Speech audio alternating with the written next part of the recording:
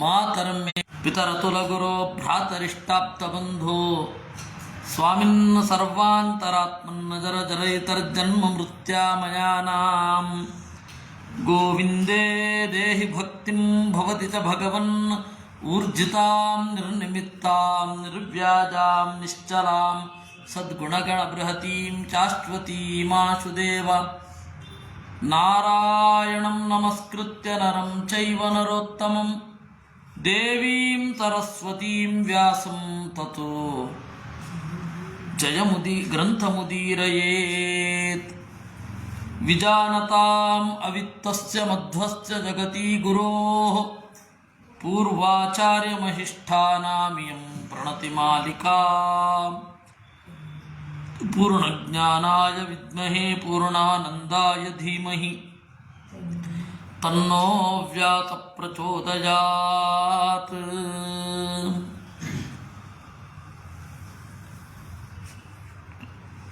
ಬಹಳ ದಿವಸ ಆಗಿತ್ತು ಪುರಾಣದ ಚಿಂತನೆಗೆ ಅಂತ ಕುಳಿತು. ಹೋದ ವಾರ ಆಗಲಿಲ್ಲ, ಹೋದ ವಾರ ಮತ್ತೆ ಅದೇ ಆಗಲಿಲ್ಲ. ಆದ್ದರಿಂದ ಒಂದು ರೀಕ್ಯಾಪಿನ ಅವಶ್ಯಕತೆ ಇದೆ. 24ನೇ ಅಧ್ಯಾಯದಲ್ಲಿ ನಾವು ಹೋಮವನ್ನು ಮಾಡುವುದು ಹೇಗೆ ಅನ್ನುವುದನ್ನು ಸಂಕ್ಷಿಪ್ತವಾಗಿ ನೋಡಿದೆವು. ಹೋಮ ಹೇಗೆ ಮಾಡೋದು, ಹೋಮದ ಅಂಗಗಳೇನು, ಹೋಮದ ಕ್ರಮ ಏನು, ಅಗ್ನಿ ಸಂಸ್ಕಾರ ಅಂದರೆ ಏನು ಇತ್ಯಾದಿಗಳನ್ನು ನಾವು ಮತ್ತೆ ಇನ್ನೂ ನೋಡಬೇಕಿದೆ. ಆದರೆ ಸಂಕ್ಷಿಪ್ತವಾಗಿ ನೋಡಿದೆವು. ಕುಂಡ ಹೇಗಿರುತ್ತೆ, ಬೇಸಿಕ್ ಆಗಿರುವ ಅನುಸಂಧಾನ ಏನು ಅಂತ. ಆಮೇಲೆ 25ನೇ ಅಧ್ಯಾಯದಲ್ಲಿ ವಾಸುದೇವಾದಿ ಮಂತ್ರಗಳ ಲಕ್ಷಣ, 26ನೇ ಅಧ್ಯಾಯದಲ್ಲಿ ಮುದ್ರೆಗಳ ಲಕ್ಷಣ. ಆ ಮುದ್ರೆಗಳ ಲಕ್ಷಣವನ್ನು ಹೋದ ಬಾರಿ ಹೇಳಿರಬಹುದು, ಆದರೆ ಮತ್ತಿನ್ನೊಮ್ಮೆ ಹೇಳುತ್ತೇನೆ. ಅಂಜಲಿ ಪರಮಾಮುದ್ರಾ, ಇದು ಅಂಜಲಿ, ಇದು ಪರಮಾಮುದ್ರಾ.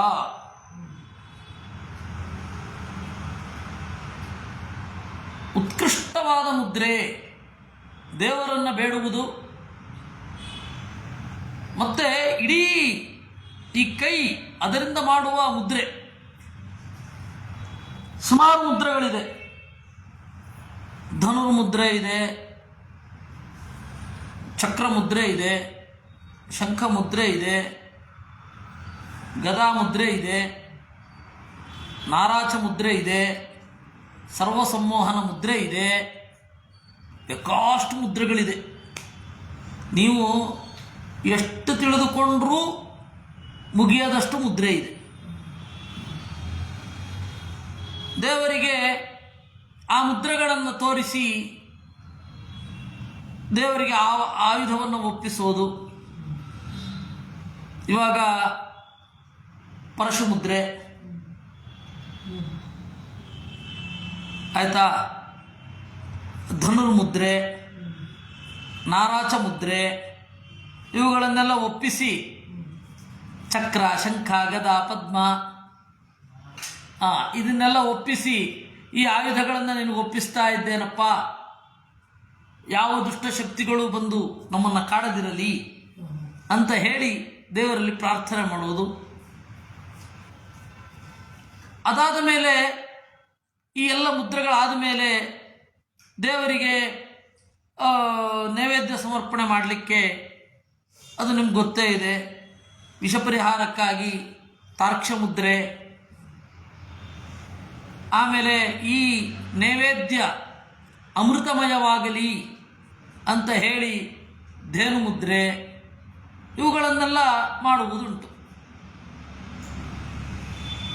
ಅದರಿಂದಾಗಿ ಈ ಎಲ್ಲ ಮುದ್ರೆಗಳನ್ನು, ತಂತ್ರಶಾಸ್ತ್ರದಲ್ಲಿ ಬೇಕಾಷ್ಟು ಮುದ್ರೆಗಳಿದೆ. ಕೆಲವು ಬೇಸಿಕ್ ಮುದ್ರೆಗಳನ್ನು ಇಲ್ಲಿ ನಿರೂಪಣೆ ಮಾಡ್ತಾರೆ. ಅಲ್ಲಿ ಮುದ್ರೆಗಳನ್ನು ಏನು ನಿರೂಪಣೆ ಮಾಡ್ತಾರೆ ಅದ್ರ ಬಗ್ಗೆ ಒಂದು ಸ್ವಲ್ಪ ಹೇಳಬೇಕು ನಾನು. ಅಂಜಲಿ ಪ್ರಥಮ ಮುದ್ರಾ, ಇದು ಒಂದನೇ ಹೃದಯಾನುಗ, ಎರಡನೆಯದ್ದು, ಹೀಗೆ ಇಟ್ಕೊಳ್ಬೇಕು. ಇಲ್ಲವೇ ಇದು ಹೀಗಿಟ್ಕೊಳ್ಳೋದೇನಿದೆ ಅದು ವಂದನಿ ಮುದ್ರ. ಹೀಗಿಟ್ಕೊಳ್ಳೋದು ತಪ್ಪೇನಲ್ಲ. ಎರಡೂ ಕೈಗಳನ್ನು ಜೋಡಿಸೋದು ಒಂದು, ಇನ್ನೊಂದು ಹೃದಯದಲ್ಲಿ ಹೀಗೆ ಮುಟ್ಟಿಕೊಂಡು ಅದು ಒಂದು ಮುದ್ರೆಯೇ. ಊರ್ಧ್ವಾಂಗುಷ್ಟೋ ವಾಮಮುಷ್ಟಿ ದಕ್ಷಿಣಾಂಗುಷ್ಟ ಬಂಧನ ಸವ್ಯಸ್ಯ ತಸ್ಯ ಚಾಂಗುಷ್ಠೋ ಯಸ್ಯ ಚೋರ್ಧ್ವಂ ಪ್ರಕೀರ್ತಿತಃ. ಈ ರೀತಿ ಇನ್ನು ಕೆಲವು ಈ ಮುದ್ರೆಯೂ ಇದೆಯಂತೆ ತಂತ್ರಶಾಸ್ತ್ರದಲ್ಲಿ. ಹೀಗೊಂದಿದೆ, ಆದರೆ ಆ ತಂತ್ರಶಾಸ್ತ್ರದ ಬಳಕೆ ಇಲ್ಲ. ನಾವು ಹೀಗೆ ಮಾಡೋದು, ಹೀಗೆ ಮಾಡಿದ್ರೆ ಭಾರಿ ಕಷ್ಟ ಆಗುತ್ತೆ ಎಲ್ಲರಿಗೂ. ಇದು ಏನಿದೆ ಅಂತ ಗೊತ್ತಾಗೋದಿಲ್ಲ. ನಿಮ್ಮಲ್ಲಿ ಅತ್ಯಂತ ನಾವು ಪ್ರೀತಿಯಿಂದ ಇದ್ದೇವೆ ಅಂತಂದಕ್ಕೆ ಹೀಗೆ ತೋರಿಸೋದು. ಆದರೆ ಆ ಮುದ್ರೆಗಳೆಲ್ಲ ಇವತ್ತು ಇಲ್ಲ. ಇನ್ನು ಈ ಬೌದ್ಧರಲ್ಲಿ ಕೆಲವು ಮುದ್ರೆಗಳಿದೆ. ಬೌದ್ಧರಲ್ಲಿ ಈ ರೀತಿಯಾದ ಒಂದು ಮುದ್ರೆ ಹೀಗೆ ಉಲ್ಟಾ, ಆದರೆ ಇದು ಹೀಗೆ ಬರುತ್ತೆ, ಈ ತರಹದ ಮುದ್ರೆ. ಆಮೇಲೆ ಹೀಗೆ, ಆಮೇಲೆ ಈ ರೀತಿ ಧ್ಯಾನ ಮುದ್ರೆ, ಈ ತರಹದ ಮುದ್ರೆಗಳು ಬೌದ್ಧರಲ್ಲಿ ಇದೆ. ಆದರೆ ಅದು ವೈದಿಕರದ್ದೇ ಮೂಲಭೂತವಾಗಿ. ನಾವು ಮರ್ತಿದ್ದೀವಿ, ಅವ್ರು ಇಟ್ಕೊಂಡಿದ್ದಾರೆ. ಅದರಿಂದ ಏನು ತಲೆ ಹೋಗುವಂಥ ವಿಚಾರ ಏನಿಲ್ಲ ಅಲ್ಲಿ. ಆದರೆ ವಾಸ್ತವ ಹೀಗೆ. ಕನಿಷ್ಠಾದಿ ವಿಮೋಕೇನ ಅಷ್ಟೌ ಮುದ್ರಾ ಯಥಾಕ್ರಮಂ. ಈ ಇಷ್ಟರಲ್ಲಿಯೇ ಕನಿಷ್ಠ ಪಕ್ಷ 8 ಮುದ್ರೆಗಳನ್ನು ಬಳಸೋದು ಅಂತ ನೋಡಿ. ಚಕ್ರ ಮುದ್ರೆ, ಶಂಖ ಮುದ್ರೆ, ಆಯಿತಾ, ಇದು ಕಾಮನ್. ಆಮೇಲೆ ಸರ್ವಸಮ್ಮೋಹನ ಮುದ್ರೆ, ನಾರಾಚ ಮುದ್ರೆ. ನಾರಾಚ ಅಂದರೆ ಬಾಣ, ಧನುರ್ಮುದ್ರೆ. ಇವು 4 ಆಯ್ತಾ. ಆಮೇಲೆ ಬೇಕಾದದ್ದು ಇದು ತಾರ್ಕ್ಷ ಮುದ್ರೆ, ಹೀಗೆ ಹಿಡಿದು. ಆಮೇಲೆ ಇದು ಧೇನು ಮುದ್ರೆ. ಇಷ್ಟು ಕಾಮನ್ ಆಗಿರೋದು, ಮುಂದೆ ಬೇಕಾಗಿರೋದು. ಇನ್ನು ಆವಾಹನ, ಆಮೇಲೆ ಅವಗುಂಠನ, ಪ್ರಾರ್ಥನಾ, ಇದು ಬೇಕಾಗಿರೋದು. ಆಮೇಲೆ ಅದರಲ್ಲಿ ಸನ್ನಿಧಾಪನ ಮಾಡೋದು, ಮತ್ತು ಆವಾಹಿತೋ ಭವ, ವರದೋ ಭವ, ಸನ್ನಿಹಿತೋ ಭವ, ಅವಗುಂಠಿತೋ ಭವ, ಅದೆಲ್ಲ ಉಂಟು ಮುದ್ರೆಗಳು. ಇಷ್ಟು ಇರುವಂಥದ್ದು. ಇವುಗಳೆಲ್ಲ ಏನಾಗತ್ತೆ, ವರಾಹಸ್ಯ ಸ್ಮೃತ ಮುದ್ರಾ ಅಂಗಾನಾಂಚ ಕ್ರಮಾದಿತಾ. ಈ ಎಲ್ಲ ಮುದ್ರೆಗಳನ್ನು ನಮಗೆ ಕೊಟ್ಟವನು ಯಾರು ಅಂತಂದರೆ ವರಾಹ ಅಂತಾರೆ. ವರಾಹರೂಪಿ ಪರಮಾತ್ಮ ಈ ರೀತಿ ಮುದ್ರೆಗಳನ್ನು ಮಾಡ್ರಿ ಅಂತ ಹೇಳಿದನಂತೆ. ಏಕೈಕಾಂ ಮೋಚಯನ್ ಮುದ್ರಾಂ ವಾಮಮುಷ್ಟೌ ತಥಾಂಗುಲೀಂ ಆಕುಂಚಯೇತ್ ಪೂರ್ವ ಮುಕ್ತಾಂ ದಕ್ಷಿಣೇಶ್ವೇವಮೇವಹಿ. ಈ ಎರಡೂ ಕೈಗಳ ಎಲ್ಲ, ಇದು ಪದ್ಮಮುದ್ರೆ. ಹಾಗೆ ಇದು ಪದ್ಮಮುದ್ರೆ. ಅದು ಹೇಳಲಿಕ್ಕೆ ಮರ್ತೋಗಿತ್ತು. ದೇವರಿಗೆ 4 ಆಭರಣಗಳನ್ನು, ದೇವರಿಗೆ 4 ಆಯುಧಗಳನ್ನು ಚಿಂತನೆ ಮಾಡುವಾಗ ನಮ್ಮ ಕೈಯಿಂದಲೇ ಈ ಮುದ್ರೆಯನ್ನು ಸಮರ್ಪಣೆ ಮಾಡಿ ಹೀಗೆ ಕೊಡ್ತಾ ಇರೋದು. ನೀವು ತಂತ್ರಿಗಳು ಅಂತಾರೆ. ನಾವು ತಂತ್ರಿಗಳೇ ವಾಸ್ತವ. ಅಂದರೆ ನಾವೆಲ್ಲರೂ, ನೀವು ನಾವು ಎಲ್ಲರೂ ತಂತ್ರಿಗಳೇ. ತಂತ್ರ ಬೇಕೇ ಬೇಕಲ್ಲ, ಇದೆಲ್ಲ ತಂತ್ರವೇ. ಕೈಯ ಚಾತುರ್ಯ, ಹಸ್ತ ಚಾತುರ್ಯ, ಅದರ ಮೂಲಕ ಅದು ತಂತ್ರವೇ. ಅದನ್ನು ದೇವರಿಗೆ ಹಾಗೆ ಅರ್ಪಣೆ ಮಾಡೋದೇನಿದೆ ಅದು ಇರುವಂಥದ್ದು. ಆದ್ದರಿಂದ ಮುದ್ರಾಸಿದ್ಧಿ ತಥೋ ಭವೇತ್. ಇದು ವರಾಹನನ್ನು ನೆನಪಿಸಿ ಮುದ್ರೆಯನ್ನು ಮಾಡ್ರಿ, ಮುದ್ರೆಯ ಸಿದ್ಧಿ ಆಗತ್ತೆ ಅಂತ ಹೇಳ್ತಾರೆ. ಆಮೇಲೆ ಶಿಷ್ಯೇಭ್ಯೋ ದೀಕ್ಷಾದಾನ ವಿಧಿ, ಅದನ್ನು ನಾನು ನಿರೂಪಣೆ ಮಾಡಿದ್ದೆ. ದಶಮಿ ಶುರು ಆದರೆ ದ್ವಾದಶಿ ಮುಗಿಯುವಂತಹ ಒಂದು ಹೋಮ. ಅದರಲ್ಲಿ ಸೃಷ್ಟಿಕ್ರಮದಲ್ಲಿ ಶಿಷ್ಯನ ದೇಹದಲ್ಲಿ ತತ್ವನ್ಯಾಸ ಮಾಡುವಂಥದ್ದು, ಸಂಹಾರ ಕ್ರಮದಲ್ಲಿ ಮಾಡುವಂಥದ್ದು, ಸೃಷ್ಟಿ ಸ್ಥಿತಿ ಲಯ, ಈ 3 ತರಹದ ನ್ಯಾಸಗಳು. ಅವುಗಳನ್ನೆಲ್ಲ ಒಂದು ಸ್ವಲ್ಪ ನೋಡಿದೆವು. ಇನ್ನೊಂದು ಕ್ರಮ ಇದೆ ಅಂತಾರೆ 28ನೇ ಅಧ್ಯಾಯದಲ್ಲಿ. 27ನೇ ಅಧ್ಯಾಯದಲ್ಲಿ ನೋಡಿದ್ವಿ. 28ನೇ ಅಧ್ಯಾಯ ಇವತ್ತು ನೋಡಬೇಕಿತ್ತು. ಅಭಿಷೇಕಂ ಪ್ರವಕ್ಷ್ಯಾಮಿ ಯಥಾ ಕುರ್ಯಾತ್ ಪುತ್ರಕಃ ಸಿದ್ಧಿಭಾಕ್ ಸಾಧಕೋ ಏನ ರೋಗಿ ರೋಗಾತ್ ಪ್ರಮುಚ್ಯತೆ. ತಂದೆಗೆ ಮಾಡುವ ಅಭಿಷೇಕ. ಈಗ ಇವತ್ತು ಯಾರೂ ಇದನ್ನು ಮಾಡಲಿಕ್ಕೆ ಶಕ್ತರೂ ಇಲ್ಲ, ಮಾಡೋದೂ ಇಲ್ಲ. ರೋಗದಿಂದ ಬಿಡುಗಡೆ ಮಾಡುವಂತಹ ಅಭಿಷೇಕ. ನಾವಿದೆಲ್ಲ ಕೇಳ್ತೀವಷ್ಟೇ, ನಾವು ಮಾಡ್ತಾ ಇಲ್ಲ. ತಂತ್ರಶಾಸ್ತ್ರದಲ್ಲಿ ನಮ್ಮ ಬಹಳ ದೌರ್ಬಲ್ಯ ಇರೋದು ತಂತ್ರಶಾಸ್ತ್ರದಲ್ಲಿ. ಬೇರೆ ಯಾವ ಶಾಸ್ತ್ರದಲ್ಲಿಯೂ ನಮ್ಮ ದೌರ್ಬಲ್ಯ ಇಲ್ಲ. ತಂತ್ರದಲ್ಲಿ ನಾವಿವತ್ತು ಅದನ್ನು ಮೊದಲು ನಾವು ಸಿದ್ಧಿ ಮಾಡಿಕೊಂಡು ಬೇರೊಬ್ಬರಿಗೆ ಮಾಡಬೇಕಾಗತ್ತೆ. ಈಗ ಆ ದಿಸೆಯಲ್ಲಿ ನಮ್ಮ ಸಿದ್ಧಿ ಇಲ್ಲ. ಇದನ್ನು ಹೇಳ್ತಾರೆ ರೋಗಿಯ ರೋಗವನ್ನು ಪರಿಹಾರ ಮಾಡುವ ಅಭಿಷೇಕ ಅಂತ. ನಾವಿವತ್ತು ನಾನು ಹೇಳಬೇಕು, ನೀವು ಕೇಳಬೇಕು, ಅಥವಾ ನಾನು ಈ ಮೂಲಕ ಕೇಳ್ತಾ ಇದ್ದೀನಿ ಅಷ್ಟೆ. ನಮಗೆ ರೋಗ ಪರಿಹಾರ ಮಾಡುವಷ್ಟು ಶಕ್ತಿ ಇವತ್ತು ಇಲ್ಲ, ಅದು ಕಳ್ಕೊಂಡಿದ್ದೀವಿ. ರಾಲ್ಯಂ ರಾಜಾಸುತಂ ಸ್ತ್ರೀಚ ಪ್ರಾಪ್ನುಯಾನ್ಮಲನಾಚನಂ. ಇನ್ನು ರಾಜನಿಗೆ ಕೊಟ್ಟರೆ ರಾಜ್ಯ ಸಿಗತ್ತೆ. ರಾಜ್ಯಂ ರಾಜ. ಚಿಕ್ಕವರಿಗೆ ಮಾಡಿದ್ರೆ ಸಿದ್ಧಿಯನ್ನು ಪಡಿತಾರೆ, ಹೆಣ್ಣಿಗೆ ಮಾಡಿದ್ರೆ ಮಗನನ್ನು ಪಡಿತಾಳೆ. ಏನೂ ಉದ್ದೇಶ ಇಲ್ಲ ಅಂದರೆ ಪಾಪ ಪರಿಹಾರ ಆಗತ್ತೆ.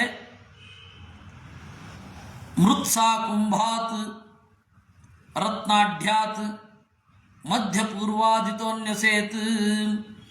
ಅದು ಮಣ್ಣಿನಿಂದ ಅಭಿಷಿಕ್ತವಾಗಿದ್ದಾಗಿರಬಹುದು, ರತ್ನಾಢ್ಯವಾದದ್ದಾಗಿರಬಹುದು, ರತ್ನದಿಂದ ಕೂಡಿದ ಬೇರೆ ಬೇರೆ ಲೋಹದಿಂದ ಬೇರೆ ಬೇರೆ ವಸ್ತುಗಳಿಂದ. ಅದಕ್ಕೆ ನಾವು ನಿರಂತರವಾಗಿ ಪಾರಾಯಣ ಮಾಡಬೇಕು.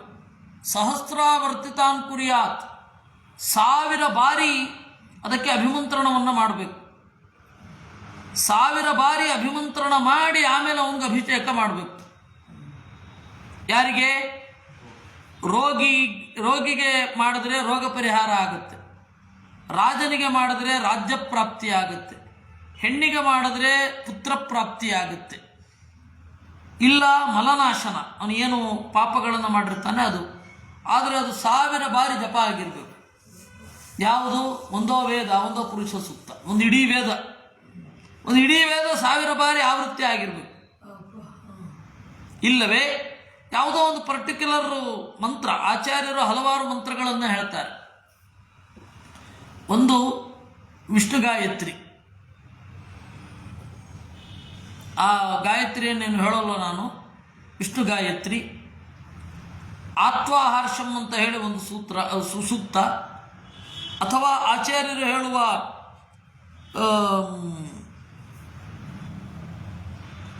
ಇಮಾ ವಿಶ್ವ ಅಂತನ್ನುವ ಸೂಕ್ತ, ಪರೋಮಾತ್ರಯ ಅಂತನ್ನುವ ಸೂಕ್ತ. ಇದನ್ನು ನಾವು 1, 2, 3 ಬಾರಿ ಪಾರಾಯಣ ಮಾಡಿದ್ರೆ ಸಾಕಾಗಿದೆ. ಇವತ್ತು ಆಚಾರ್ಯರು ದಿವಸ ಪಾರಾಯಣ ಮಾಡಿ ಅಂತ ಹೇಳ್ತಾರೆ. ನಾವು ಇವತ್ತು 2-3 ಬಾರಿ ಪಾರಾಯಣ ಮಾಡ್ತೇವೆ ಅಷ್ಟೇ. ಆದರೆ ಒಂದು ಮಾತ್ರ, ಈ ಪುಂಸವನ ಅಂತ ಮಾಡ್ತಾರಲ್ಲ ಮಕ್ಕಳಿಗೆ, ಪುಂಸವನ ಅಂತ ಮಾಡ್ತಾರೆ ಮಗು ಹುಟ್ಟೋದಕ್ಕಿಂತ ಮೊದಲು. ಆವಾಗ ವಿಷ್ಣು ಬಲಿ ಅಂತ, ವಿಷ್ಣು ಬಲಿ ಮಗು ಹುಟ್ಟೋದಕ್ಕಿಂತ ಮುಂಚೆ ಮಾಡಿಸುವಂಥದ್ದು, ನಾರಾಯಣ ಬಲಿ ಸತ್ತ ಮೇಲೆ ಮಾಡಿಸುವಂಥದ್ದು. ಆ ವಿಷ್ಣು ಬಲಿಯಲ್ಲಿ ಈ ಮಂತ್ರಗಳೆಲ್ಲ ಇದೆ.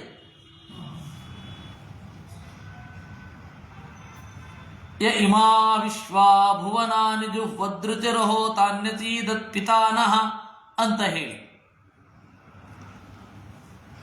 ಇದರ ಅರ್ಥವನ್ನ ಒಂದು ಬಾರಿ ಹೇಳಿದ್ದೆ. ಕೃಷ್ಣರಾಜನ ಮನೆಯಲ್ಲಿ ನಾನು ಹೇಳಿದ್ದೆ ಅವಾಗ. ಅದಾದ ಮೇಲೆ ಮತ್ತೆ ಕಟ್ತಿಲದಲ್ಲಿ ಹೇಳಿದ್ದೆ. ಈಗ ನೆಕ್ಸ್ಟು ಇನ್ನೊಮ್ಮೆ ಹೇಳಬೇಕಿದೆ ನಮ್ಮ ವಲಯದಲ್ಲಿ. ಅದರಿಂದಾಗಿ ಆಚಾರ್ಯರು ಈ ಮಂತ್ರಗಳನ್ನು ದಿವಸ ಹೇಳಿ ಅಂತ ಹೇಳಿದ್ದಾರೆ. ದಿವಸ ಹೇಳಿ ಅಂತ. ಆ ರೀತಿ ನಾವು ಚಿಂತನೆ ಮಾಡಿದಾಗ ಸಹಸ್ರಾವರ್ತಿತಾನ್ ಕೃತ್ವ, 1000 ಬಾರಿ ಆವೃತ್ತಿ ಮಾಡಿ ಅಭಿಮಂತ್ರಣ ಮಾಡಿದ ಕೊಡದಿಂದ ಅಲ್ಲಿಗೆ ಅಭಿಷೇಕ ಮಾಡಬೇಕು. ನಿವೇಶ್ಯ ಸಂಕಲೀಕೃತ್ಯ ಪುತ್ರಕಂ ಸಾಧಕಾದಿಕಂ ಅಭಿಷೇಕಂ ಸಮಭ್ಯರ್ಚ್ಯ ಕುರ್ಯಾತ್ ಗೀತಾದಿ ಪೂರ್ವಕಂ. ಇವನು ಇಲ್ಲಿ ಅಭಿಷೇಕವನ್ನು ಮಾಡುವಾಗ ಗೀತಾದಿ ಪೂರ್ವಕಂ, ಸಂಗೀತ ವಾದ್ಯ ಮೊದಲಾದವುಗಳು ಸುತ್ತಮುತ್ತ ನಡೀತಾ ಇರಬೇಕಂತೆ ದೇವರಿಗೆ ಸಂಬಂಧಪಟ್ಟು.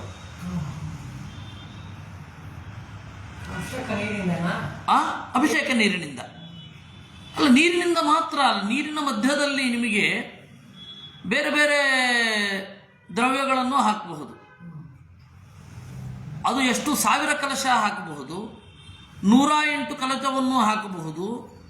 ಆದರೆ ಅಷ್ಟರಲ್ಲಿಯೂ ಒಂದೋ 100 ಬಾರಿ ಒಂದೋ 1000 ಬಾರಿ ಜಪ ಆಗಿರ್ಬೇಕು. ಅದು ನೀವು ವಿಷ್ಣು ಗಾಯತ್ರಿಯಲ್ಲಿ ಮಾಡಿ ಅಥವಾ ಈ ಸೂಕ್ತದಲ್ಲಿ ಮಾಡಿ 1000 ಬಾರಿ ಆಗಿರ್ಬೇಕು. ಎಲ್ಲರೂ ಸೇರಿ 1000 ಬಾರಿ ಕೆಲವರು ಮಾಡ್ತಾರೆ. ಆದರೆ ನಮಗೆ ಹಾಗನ್ಸೋಲ್ಲ. ಇಷ್ಟೊಂದು ಪರಿಣಾಮ ಆಗಬೇಕಾದ್ರೆ ಒಬ್ಬೊಬ್ಬರು 1000 ಬಾರಿ ಹೇಳಿರಬೇಕು ಅಂತ ಅನ್ಸತ್ತೆ. ಹಾಗಾದರೆ ಒಂದೇ ದಿವಸದಲ್ಲಿ ಆಗಲ್ಲ. ಹೌದು, ಒಂದೇ ದಿವಸದಲ್ಲಿ ಆಗಲ್ಲ, 7 ದಿವಸ ತಗೊಳುತ್ತೆ. ಅದು ಏನೋ ಬೆಳಗ್ಗೆ ಬೇಗ ಕೂತ್ರೆ 10 ಗಂಟೆ ಅಷ್ಟೊತ್ತಿಗೆ, ಅಥವಾ ಅಲ್ಲ ಸಾರಿ ಬೆಳಗ್ಗೆ 8 ಗಂಟೆ ಕೂತ್ರೆ 1 ಗಂಟೆ 2 ಗಂಟೆ ತನಕ ಮಾಡಿದ್ರೆ ಒಂದಿಷ್ಟು ಬಾರಿ ಆಗುತ್ತೆ. ಒಂದಿಷ್ಟು ಇದಾದರೆ 1000 ಆಗೋಗುತ್ತೆ. ವಿಷ್ಣು ಗಾಯತ್ರಿಯಲ್ಲಿ ಆದರೆ 1000 ಆಗೋಗುತ್ತೆ, ಗಾಯತ್ರಿಯಲ್ಲಾದರೆ 1000 ಆಗುತ್ತೆ. ಸೂಕ್ತಕ್ಕೆ ಅಂತ ಹೇಳಿದ್ರೆ ಒಂದು ಇಷ್ಟು ದಿವಸ ಬೇಕಾಗುತ್ತೆ. ಮಾಡಿ ಅವರನ್ನು ಯಾರನ್ನು ಬೇಕಾದರೂ ಯಾರು ಬೇಕೋ ಅವ್ರಿಗೆ, ಅದೇ ಹೇಳಿದ್ನಲ್ಲ, ಅವನಿಗೆ ರಾಜ್ಯದ ಆಸೆ ಇತ್ತು ಅಂದರೆ ರಾಜ ಬಂದು ಕೊಡಬೇಕು. ಇಲ್ಲ ಇವರ ಹೀಗೆ ಯಾರ್ಯಾರು ಏನೇನು ಆಸೆ ಇರುತ್ತೋ ಆ ಆಸೆಯನ್ನು ಈಡೇರಿಸ್ಕೊಳ್ಳಿಕ್ಕೆ ದೇವರ ಭಕ್ತನಾಗಿದ್ದು ಬಂದು ಅಲ್ಲಿ ಕೂಡಬೇಕು. ಅವನಿಗೆ ಇದರಿಂದ ಅಭಿಷೇಕ ಮಾಡಬೇಕು. ಇಷ್ಟು ಇರೋದು.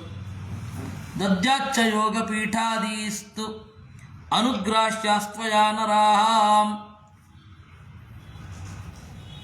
ಗುರುಶ್ಚ ಸಮಯಾನ್ ಬ್ರೂಯಾತ್ ಗುರು ಶಿಷ್ಯೋಥ ಸರ್ವಭಾಗ್.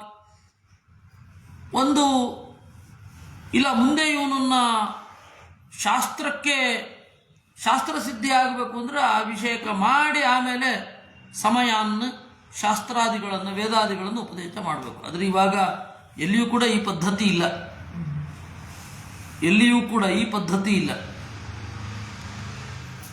ಪಂಡಿತಾಚಾರ್ಯರು ಹೇಳ್ತಾರೆ ತತ್ವಮಂಜರಿಯಲ್ಲಿ, ಹೀಗೆ 5 ಶ್ಲೋಕಗಳ ಒಂದು ಅಧ್ಯಾಯ, 28ನೇ ಅಧ್ಯಾಯ. ವೇದಶಾಸ್ತ್ರ ಆಯ್ತಾ. ಸರಿ, ಎಲ್ಲಿ ಮಾಡಬೇಕು? ಸರ್ವತೋಭದ್ರ ಮಂಡಲ ಮೊದಲಾದವುಗಳನ್ನು ಹೇಳ್ತಾ ಇದ್ದಾರೆ. ಮಂತ್ರಗಳನ್ನು ಸಾಧನೆ ಮಾಡಿಕೊಳ್ಬೇಕು. ಎಲ್ಲಿ ಮಾಡಿಕೊಳ್ಬೇಕು? ಸಾಧಕ ಸಾಧಯೇನ್ ಮಂತ್ರಂ ದೇವತಾಯತನಾದಿಕೇ, ದೇವಾಲಯದಲ್ಲಿ ಮೊದಲಾದವುಗಳಲ್ಲಿ, ಅಂದರೆ ಬೆಟ್ಟದಲ್ಲಿ, ಸರೋವರದಲ್ಲಿ ಮಂತ್ರ ಸಾಧನೆಗೆ ಅಂತ ಕೂಡಬೇಕು. ಶುದ್ಧ ಭೂಮೌ ಗೃಹೇ ಪ್ರಾಚ್ಯ, ಶುದ್ಧವಾದ ಭೂಮಿಯಲ್ಲಿ, ಭೂಮಿ ಶುದ್ಧಿ ಇರಬೇಕು.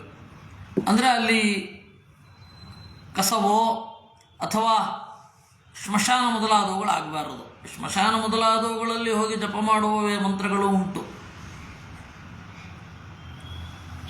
ಅಘೋರ ಮಂತ್ರಗಳನ್ನೆಲ್ಲ ಅಲ್ಲಿಗೆ ಹೋಗಿ ಜಪ ಮಾಡ್ತಾರೆ.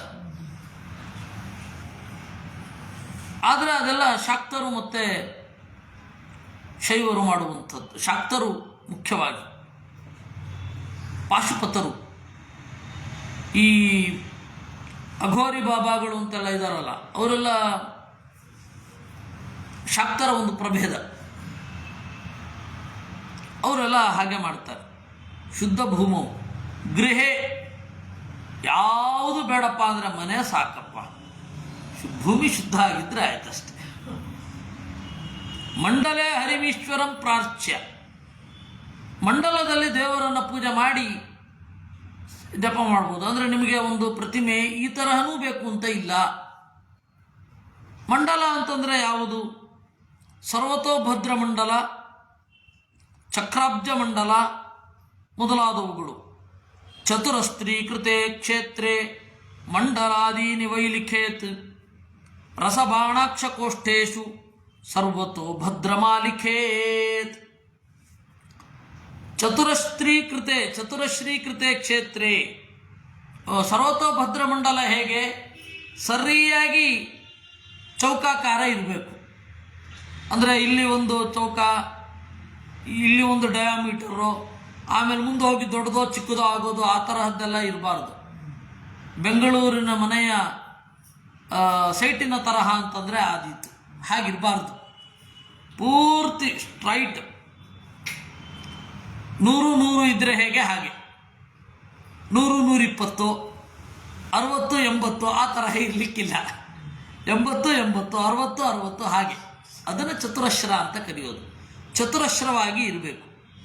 ಇನ್ನು ರಸಬಾಣಾಕ್ಷ ಕೋಷ್ಠೇಶು ಎಷ್ಟು ಮಾಡಬಹುದು? ರಸ ಅಂತ ಹೇಳಿದ್ರೆ 6, ಬಾಣ ಅಂದರೆ 5, ಇಲ್ಲವೇ 4 ಆದರೂ ಪರವಾಗಿಲ್ಲ. ಈ ತರಹದ ಕೋನಗಳಿರಬೇಕು. ಮಧ್ಯದಲ್ಲಿ ಮನೆಗಳಿರಬೇಕು. ಇದನ್ನು ಚಿಂತನೆ ಮಾಡಬೇಕು. ಇಲ್ಲವೇ ಚಕ್ರಾಬ್ಜ ಮಂಡಲವನ್ನು ಮಾಡಬೇಕು. ಚಕ್ರಾಬ್ಜ ಮಂಡಲದಲ್ಲಿ ನಾಭಿ ಇರುತ್ತೆ, ವೀಥಿ ಇರುತ್ತೆ, ಅರ ಇರುತ್ತೆ, ಪ್ರತ್ಯರ ಇರುತ್ತೆ. ಚಕ್ರಾಬ್ಜ ಮಂಡಲ ಹೆಸರೇ ಹೇಳುವ ಹಾಗೆ ಚಕ್ರ ಆಮೇಲೆ ತಾವರೆ ಎರಡನ್ನು ಒಳಗೊಂಡಿರಬೇಕು. ಚಕ್ರ ಅಬ್ಜ ಮಂಡಲ. ಚಕ್ರ ಇರಬೇಕು, ತಾವರೆ ಇರಬೇಕು, ಮಂಡಲ ಇರಬೇಕು. ಇದು ಸರ್ವತೋಭದ್ರ ಮಂಡಲ ಇಷ್ಟೇ ಇರೋದು. ಸರ್ವತೋಭದ್ರ ಮಂಡಲದಲ್ಲಿ 4 ನೀವು ಬಿಡಿಸಿದರೆ ಆ 4ರಲ್ಲಿ ಹೀಗೆ 4, ಹೀಗೆ 4, 16 ರೂಪಗಳನ್ನು ಚಿಂತನೆ ಮಾಡೋದು. ಅಲ್ಲಿ ದೇವರನ್ನು ಪೂಜಿಸಿ ಮತ್ತೆ ನಿಮ್ಮ ಪೂಜೆಯನ್ನು ಮುಗಿಸಿ ಮಂಗಳಾರತಿ ಮಾಡಿ ಮತ್ತೆ ಅಳಿಸಿ ಬಿಡ್ಬೋದು. ಅಲ್ಲಿ ಮುಗೀತು. ಈ ಜಗನ್ನಾಥದಾಸರು ರಂಗವಲಿದ ದಾಸರು ಅಂತ ರಂಗೋಲೆಯಲ್ಲಿಯೇ ದೇವರ ಚಿತ್ರ ಬರೆದು ಆರಾಧನೆ ಮಾಡ್ತಾ ಇದ್ರು ಅಂತ ಒಂದು ಇರುತ್ತೆ. ಅದು ಪ್ರಾಚೀನ ಸಂಪ್ರದಾಯ ಬದ್ಧವಾದದ್ದೇ. ಅದೇನು ಅರ್ವಾಚೀನ ಏನಲ್ಲ. ಆ ತರಹ ಹಿಂದೆ ಯಾರು ಮಾಡ್ತಾ ಇರಲಿಲ್ಲ ಅಂತನೂ ಅಲ್ಲ, ಈಗಲೂ ಮಾಡಬಹುದು. ಅದು ಮಂಡಲವನ್ನು ಬರೆದು ಅಂತ ಅಲ್ಲಿರೋದು.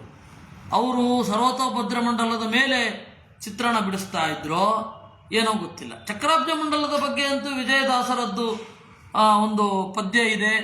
ಉಪಾಸನೆಗೆ ಬೇಕಾದದ್ದು. ಪೌರೋಹಿತ್ಯದಲ್ಲಿ ಬಿಡಿಸೋದು ಬೇರೆ. ಪೌರೋಹಿತ್ಯದಲ್ಲಿ ಬಿಡಿಸುವ ಚಕ್ರಾಬ್ಜ ಮಂಡಲ ಬೇರೆ. ಅಲ್ಲಿಯೂ ಸರ್ವತೋಭದ್ರ ಮಂಡಲದಲ್ಲಿ ದೇವರ ಪೂಜೆ ಇದೆ. ಸರ್ವತೋಭದ್ರ ಮಂಡಲ, ಚಕ್ರಾಬ್ಜ ಮಂಡಲ. ಆ ಚಕ್ರಾಬ್ಜ ಮಂಡಲದಲ್ಲಿ ಚಕ್ರ ಬೇರೆ ಅಬ್ಜ ಬೇರೆ ಬಿಡಿಸುವವರು ಇದ್ದಾರೆ. ಪದ್ಮಮಂಡಲದಲ್ಲಿ ಬಿಡಿಸುವವರು ಇದ್ದಾರೆ. ಪ್ರಧಾನವಾಗಿ ಈ ಮೂರೇ ಮಂಡಲ ಇರೋದು. ಚಕ್ರ, ಅಬ್ಜ, ಸರ್ವತೋಭದ್ರ, ಚಕ್ರಾಬ್ಜ ಎರಡರ ಕಾಂಬಿನೇಷನ್. ಚಕ್ರಾಬ್ಜ ಏನಿದೆ ಅದರಲ್ಲಿ ಉಪಾಸನೆಯ ಕ್ರಮ ಬೇರೆ. ನೀವು ಇಡೀ ಜಗತ್ತನ್ನು, ಇಡೀ ಬ್ರಹ್ಮಾಂಡವನ್ನು ಒಂದನ್ನು ಚಕ್ರ ಅಂತ ಅಂದುಕೊಂಡ್ರೆ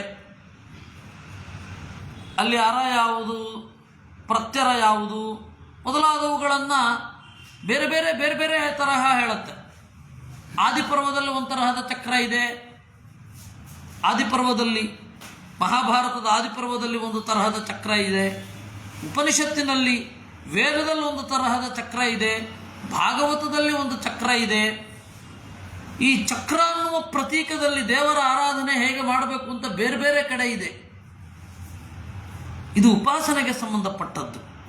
ಇನ್ನು ನೀವು ಪೌರೋಹಿತ್ಯದಲ್ಲಿ ಆ ಮಂಡಲವನ್ನು ಬರೀತಾರಲ್ಲ ಅದಕ್ಕೆ ಯಾವ ಯಾವ ಬಣ್ಣ ತುಂಬಬೇಕು ಅಂತನೂ ಇದೆ. ಅದು ಇಲ್ಲಿ ಹೇಳಲಿಲ್ಲ. ಅದನ್ನು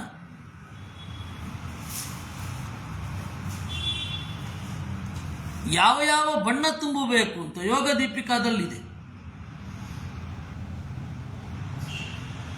ಹಳದಿ ಬಣ್ಣ ಎಲ್ಲಿಗೆ ತುಂಬಬೇಕು, ಕೆಂಪು ಬಣ್ಣ ಎಲ್ಲಿಗೆ ತುಂಬಬೇಕು, ಅಷ್ಟು ನಿಖರವಾದ ಮಾಹಿತಿ ಇದೆ.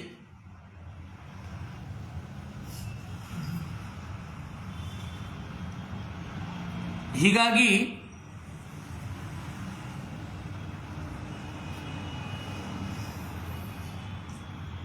ಬಹಳ ಪರ್ಟಿಕ್ಯುಲರ್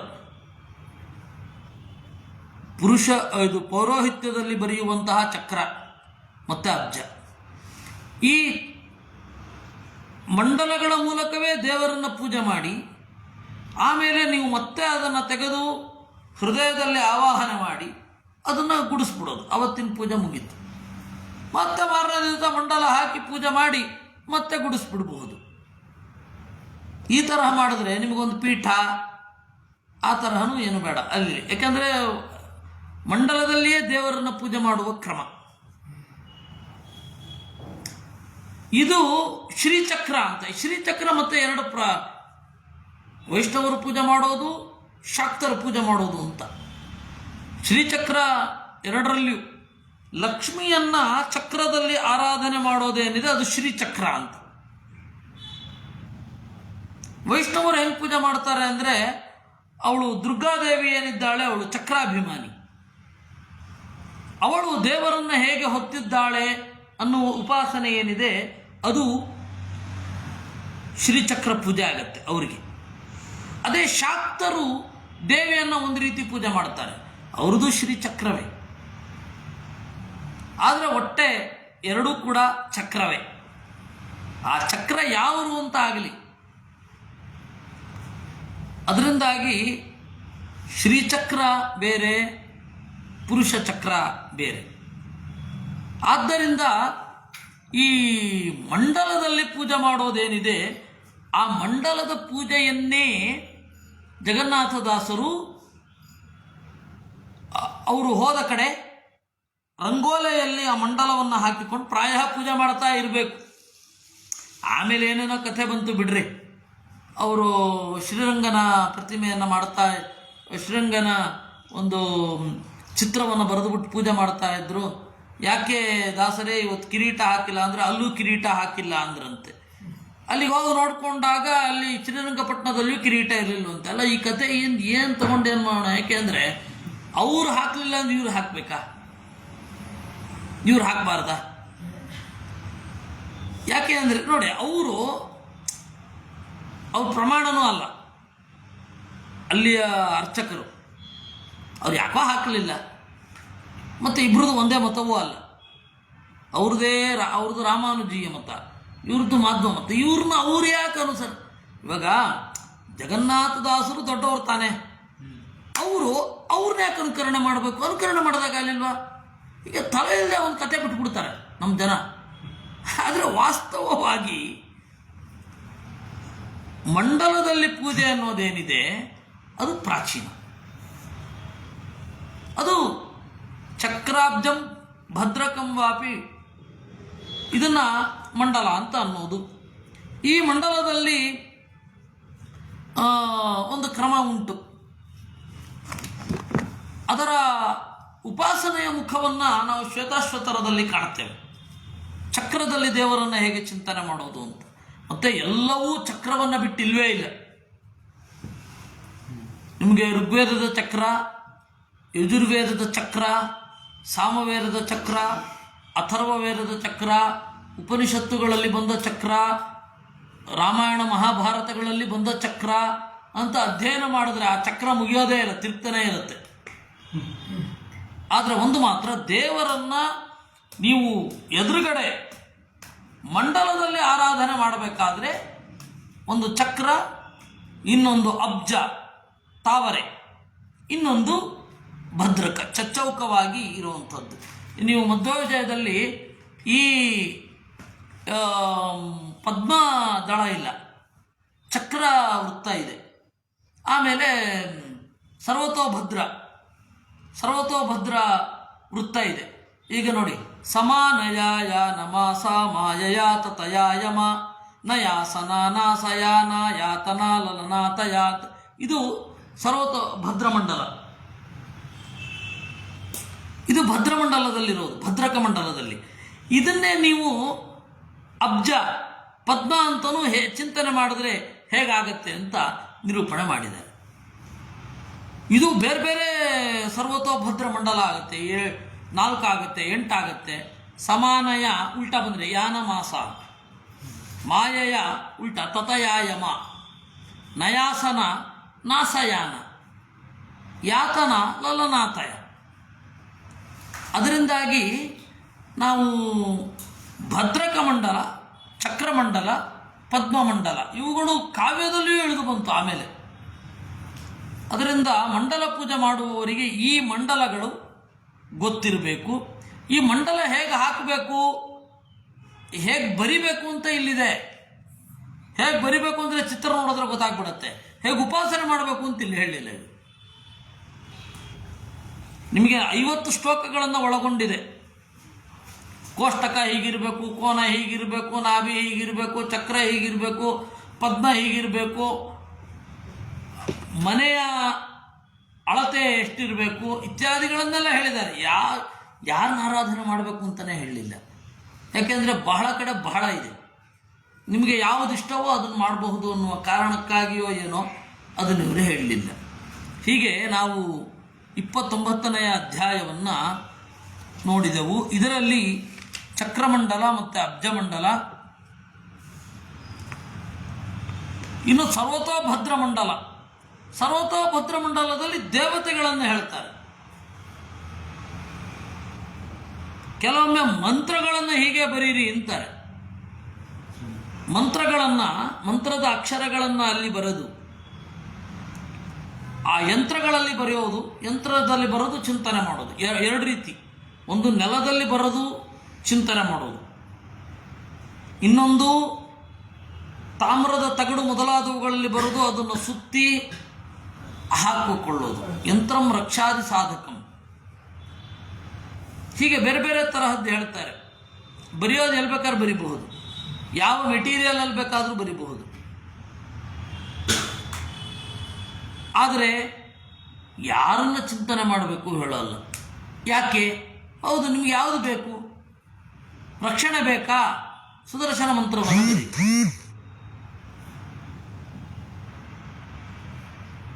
ಅದೇ ನಿಮಗೆ ವಿದ್ಯೆ ಬೇಕಾ? ವೇದವ್ಯಾಸ ಮಂತ್ರ ಬರೀರಿ. ಹಣ ಬೇಕಾ? ವಾಸುದೇವ ಅಥವಾ ಉತ್ತಿಷ್ಠ ಶ್ರೀಕರ ಮಂತ್ರ ಇವುಗಳನ್ನು ಮಾಡ್ರಿ. ಬರೆದು ಚೆನ್ನಾಗಿ ಅಭಿಮಂತ್ರಣ ಮಾಡಿ ಅದನ್ನು ಧರಿಸಿಕೊಳ್ಳಿ, ಅಥವಾ ಆ ಮಂತ್ರವನ್ನೇ ಜಪ ಮಾಡಿ. ಇನ್ನು ಈ ಎಲ್ಲ ಕ್ರಿಯೆಗಳು ಯಾಕೆ ಅಂತ ಹೇಳಿದ್ರೆ ಜಪ ಪೂರ್ವಭಾವಿಯಾಗಿ ಇದನ್ನು ಮಾಡೋದು. ಇದು ಜಪಕ್ಕೂ ಸೀದಾ ಹೋಗಬಹುದು. ಅದರಿಂದ ಇದನ್ನ 30ನೇ ಅಧ್ಯಾಯ ಸರ್ವತೋಭದ್ರ ಮಂಡಲವನ್ನು ನಿರೂಪಣೆ ಮಾಡಿದ್ದಾರೆ. ಇನ್ನು ಅಪಾಮಾರ್ಜನ ವಿಧಾನಂ ಅಂತ. ಅಪಾಮಾರ್ಜನ ಅಂತ ಹೇಳಿದರೆ ಎಲ್ಲ ಆಪತ್ತುಗಳ ಒರೆಸುವಿಕೆ. ಮಾರ್ಜನ ಅಂದರೆ ಒರೆಸುವುದು ಅಥವಾ ತೊಳೆಯುವುದು. ಅಪಮಾರ್ಜನ ಅಂತಂದರೆ ತೊಳೆಯುವ ಕ್ರಿಯೆ. ಯಾವುದು? ಆಪತ್ತುಗಳನ್ನೆಲ್ಲ ಒರೆಸುವ ಅಥವಾ ಸವರುವ, ತೊಳೆಯುವ ಕ್ರಿಯೆ ಏನಿದೆ ಅದನ್ನು ಅಪಮಾರ್ಜನ ಅಂತ. ಆ ಅಪಮಾರ್ಜನ 2 ರೀತಿಯಾಗಿ ಹೇಳ್ತಾರೆ. ಒಂದು ವೇದದಲ್ಲಿ ಇರುವಂತಹ ಅಪಮಾರ್ಜನ, ಎಲ್ಲ ಆಪತ್ತುಗಳ ಪರಿಹಾರ ಆಗಲಿ ಅಂತ. ಇನ್ನೊಂದು ಅಪಮಾರ್ಜನ ಹೇಳಿದರೆ ಎಲ್ಲ ಆಪತ್ತುಗಳು ಮೊದಲಾದವುಗಳ ಪರಿಹಾರ. ಹೇಗೆ? ಇಲ್ಲಿ ಹೇಳಿದ ಮಂತ್ರದ ಮೂಲಕ. ವರಾಹಾಯ ನೃಸಿಂಹಾಯ ವಾಮನಾಯ ಮಹಾತ್ಮನೆ ನಮಸ್ಕೃತ್ಯ ಪ್ರವೇಕ್ಷ್ಯಾಮಿ ಯತ್ತಚ್ಛಿದ್ಯತ್ ಮೇ ವಚಃ. ನನ್ನ ಮಾತು ಸಿದ್ಧಿಯಾಗಲಿ, ಮಾತು ನಾನು ಹೇಳಿದಾಗ್ಬಿಡ್ಲಿ ಅಂತ. ಹೇಳಿದಾಗ್ಬಿಡ್ಲಿ ಅಂತ ಹೇಳಿ ನೀವು ಪ್ರಾರ್ಥನೆ ಮಾಡಿದ್ರೆ ಅದು ಆಗತ್ತೆ. ಆದರೆ ಬಾಯಿ ತಪ್ಪದೇ ಇರಲಿ ಅಂತ ಯೋಚನೆ ಮಾಡಬೇಕು. ಮಾತು ತಪ್ಪಿ ತನಗೆ ತಾನೇ ಏನೋ ಹೇಳ್ಕೊಂಡ್ಬಿಡೋದು, ಸಿಟ್ಟಿನಲ್ಲಿ ಬೇರೊಬ್ಬರಿಗೆ ಬೈದು ಬಿಡೋದು, ಅದಕ್ಕಿಂತ ಅದೆಲ್ಲ ಬೇಡಪ್ಪ, ನಿನ್ನ ಪ್ರಜ್ಞೆ ಕೊಡು, ನನ್ನ ಮಾತು ಹೇಳಿದಾಗಬೇಕು, ಆ ಥರದ್ದೆಲ್ಲ ಬೇಡ ಅಂತ ಕೇಳ್ಕೊಳ್ಳೋದು ಬಹಳ ಒಳ್ಳೆಯದು. ನಾನು ಶಾಪ ಹಾಕಿದ್ರೆ ಆಗಲೇಬೇಕು ಅಂತಂದರೆ ಗತಿ, ಆಮೇಲೆ ನಮಗೆ ಬಾಯಿ ತಪ್ಪಿ ನಾವು ನಮಗೆ ಅಂದ್ಕೊಂಡ್ರು ಕಷ್ಟ, ಹೌದಾ? ಅದರಿಂದ ನಾವು ದೇವರಲ್ಲಿ ಪ್ರಾರ್ಥನೆ ಮಾಡೋದು ನನ್ನ ಮಾತು ನಿನ್ನನ್ನು ಹೇಳುವಂತಾಗಲಿ ಅಂತ. ಅಪರಾಜಿತ ಚಕ್ರಾದ್ಯೈಶ್ಚತುರ್ಭಿ ಪರಮಾಯುಧೈ ಅಖಂಡಿತಾನುಭಾವೈಸ್ತ್ವಂ ಸರ್ವದುಷ್ಟಹರೋ ಭವ. ಇಷ್ಟು ಸರಳವಾಗಿದೆ ಈ ಶ್ಲೋಕ, ಎಲ್ಲರಿಗೂ ಅರ್ಥ ಆಗುತ್ತೆ. ಗರಸ್ಪರ್ಶ ಮಹಾರೋಗ ಪ್ರಯೋಗಂ ಜರಯಾ ಜರ. ಬೇರೆಯವರು ಅಭಿಚಾರ ಮಾಡಿದರೆ, ಗರಸ್ಪರ್ಶ ವಿಷವನ್ನು ಮುಟ್ಟಿದ್ರೆ, ಅದರಿಂದ ಮಹಾರೋಗ ಬಂದಿದ್ರೆ, ಅಥವಾ ರೋಗದ ಪ್ರಯೋಗವನ್ನು ಯಾರಾದರೂ ಮಾಡಿದರೆ, ಅದನ್ನೆಲ್ಲವನ್ನೂ ಕೂಡ ಜರ ಪರಿಹಾರ ಮಾಡಿಬಿಡು ಅಂತ ಹೇಳಿ ಪ್ರಾರ್ಥನೆ ಇದೆ. ಮರ್ದ ಮರ್ದ ಮಹಾದಷ್ಟ್ರಂ ಮರ್ದ ಮರ್ದ ಚ ತತ್ಫಲಂ. ಪಾಪ ಫಲಗಳು ಏನಿದೆ ಅದೆಲ್ಲವನ್ನು ನಾಶ ಮಾಡು. ಮರ್ದ ಮರ್ದ ಚ ತತ್ಫಲಂ. ಇಲ್ಲ, ನೀನು ಕೆಟ್ಟದ್ದು ಮಾಡಿದ ಮೇಲೆ ಅದನ್ನು ಅನುಭವಿಸಲೇಬೇಕು, ಆಯಿತು, ಅದರ ಫಲವನ್ನು, ಅದರ ತೀವ್ರತೆಯನ್ನಾದರೂ ಕಡಿಮೆ ಮಾಡು. ಅದರಿಂದಾಗಿ ಇಲ್ಲಿ 31ನೆಯ ಏನಿದೆ ಅದು ನಾವೆಲ್ಲ ಚಿಂತನೆ ಮಾಡುವಂಥದ್ದು. ಆಮೇಲೆ ದುಷ್ಟಾನ್ ಭಂಜ ಭಂಜ ನಿನಾದೇನ ದುಷ್ಟಾನ್ ಪಶ್ಚಾರ್ತಿನಾತನ. ಕೆಲವೊಂದು ಪ್ರಿಂಟಿಂಗ್ ಮಿಸ್ಟೇಕ್ ಇದೆ,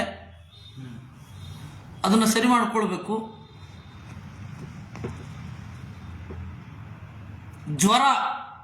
ಜ್ವರ ಪರಿಹಾರ ಆಗಲಿ. ನೇತ್ರ ದುಃಖಂ ಶಿರೋ ದುಃಖಂ ದುಃಖಂ ಚೋದರ ಸಂಭವಂ ಅನಿಶ್ವಾಸಂ ಪರಿತಾಪಂ ಸವೇಪಥುಂ ಗುದಘ್ರಾಣಾಂಘ್ರಿ ರೋಗಾಂಶ್ಚ ಕುಷ್ಠರೋಗಾಂಸ್ತಥಾ ಕ್ಷಯಂ ಕಾಮಲಾದೀನ್ಸ್ತಥಾ ರೋಗಾನ್ ಪ್ರಮೇಹಾಂಶ್ಚಾತಿ ದಾರುಣಾನ್ ಭಗಂಧರಾತಿ ಸಾರಾಂಶ್ಚ ಮುಸ್ತ್ರರೋಗಾಂಶ್ಚ ವಲ್ಗುಲೀಂ ಅಶ್ಮರಿ ಮೂತ್ರಕೃಚ್ಛಾಂಶ್ಚ ರೋಗಾನನ್ಯಾಂಶ್ಚ ದಾರುಣಾನ್. ನೇತ್ರ ದುಃಖ ಹೇಳಲೇಬೇಕಿಲ್ಲ. ಶಿರೋ ದುಃಖ, ಉದರ ಸಂಭವಂ ದುಃಖಂ, ಅನಿಶ್ವಾಸಂ ಅತಿಶ್ವಾಸಂ, ಉಸಿರು ಕಟ್ಕೊಳ್ಳೋದು ಅಥವಾ ಏದುಸಿರು ಬರೋದು, ಪರಿತಾಪ, ಸವೇಪತುಂ ಗಡಗಡ ನಡುಕ, ಗುದರೋಗ, ಘ್ರಾಣರೋಗ, ಅಂಘ್ರಿರೋಗ, ಕುಷ್ಠರೋಗ, ಕಾಮಾಲೆ, ಇವೇ ಮೊದಲಾದ ರೋಗಗಳು. ಪ್ರಮೇಹ ಅಂತಂದರೆ ಮಧುಮೇಹ, ಆಮೇಲೆ ಈ ತರಹದ ಬೇರೆ ಬೇರೆ ರೋಗಗಳು. ಭಗಂಧರ, ಹೊಟ್ಟೆ ಉಬ್ಬರಿಸಿಕೊಂಡು ಬಿಡುವುದು, ಅದನ್ನು ಭಗಂಧರ ಅಂತ ಕರೀತಾರೆ. ಅತಿಸಾರ ಗೊತ್ತಿದೆ. ಮುಖರೋಗ, ಆಮೇಲೆ ಮುಷ್ಣರೋಗ,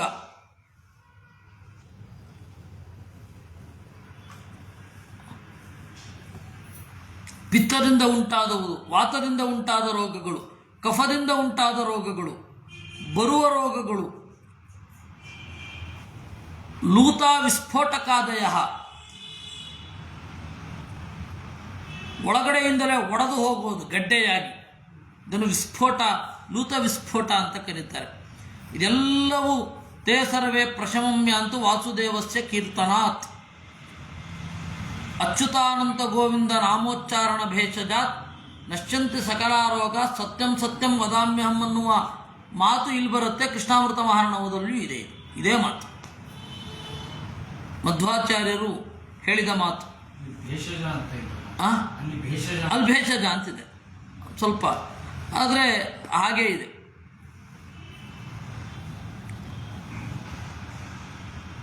ಇನ್ನು ಗ್ರಹಗಳು, ಭೇತಾಳ, ಪಿಶಾಚ, ಗಂಧರ್ವ, ಯಕ್ಷ, ರಾಕ್ಷಸರು, ಶಕುನಿ, ವೈನಾಯಕರು, ಎಲ್ಲ ತರಹದ ಕ್ರೂರ ಗ್ರಹಗಳು ನರಸಿಂಹಸ್ಯ ತೇ ದೃಷ್ಟ್ಯ ದಗ್ಧ ಏಚಾಪಿ ಯೌವನೇ, ಎಲ್ಲ ನರಸಿಂಹನ ಚಿಂತನೆ ಎಲ್ಲವೂ ಇಲ್ಲಿ ಇದೆ.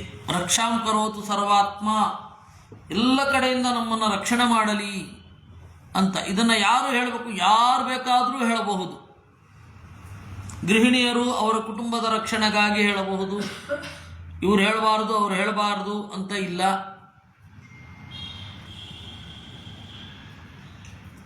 ಈ ರೀತಿ ಪ್ರತಿಯೊಬ್ಬರು ಈ ಮಂತ್ರವನ್ನು, ಈ ಒಂದು ದೇವರ ಪ್ರಾರ್ಥನೆ ಅಗ್ನಿಪುರಾಣದ ಆರಂಭದ 31ನೇ ಅಧ್ಯಾಯ. ಅಗ್ನಿಪುರಾಣದಲ್ಲಿ ಇದೇನಿಲ್ಲ, ಕ್ರಮಗಳೇನಿಲ್ಲ, ಅಂದರೆ ಸ್ಕಂದ ತರಹ ಏನಿಲ್ಲ. 31 ಅಂದರೆ ಸ್ಟ್ರೈಟ್ 31. ಈ ಭಾಗದಲ್ಲಿ 31, ಆ ಭಾಗದಲ್ಲಿ 31 ಅಂತಿಲ್ಲ. ಅದನ್ನೆಲ್ಲರೂ ಕೂಡ ಪಾರಾಯಣ ಮಾಡಬಹುದು ಅಂತ ಹೇಳ್ತಾ, ಇನ್ನು 10 ನಿಮಿಷ ಬಿಟ್ಟು ಮತ್ತೆ ಶುರು ಆಗತ್ತೆ. ಕೃಷ್ಣಾರ್ಪಣಮಸ್ತು. ಮುಂದಿನ ವಾರ ಇರೋದಿಲ್ಲ. ಮುಂದಿನ ವಾರ ಶನಿವಾರ ಭಾನುವಾರ ಇರಲಿ. ಈ ವಾರ ಇದೆ. ಮುಂದಿನ ಶನಿವಾರ ಭಾನುವಾರ ಮತ್ತೆ ಮುಂದೆ ಇರುತ್ತೆ. ಇನ್ನು ಮಹಾಭಾರತವೋ ಅಥವಾ ಸರ್ವಮೂಲ ಪರಿಚಯವೋ ಅದು ಗೊತ್ತಿಲ್ಲ. 7ರಿಂದ 8 ಇರುತ್ತೆ. ಕೃಷ್ಣಾರ್ಪಣಮಸ್ತು.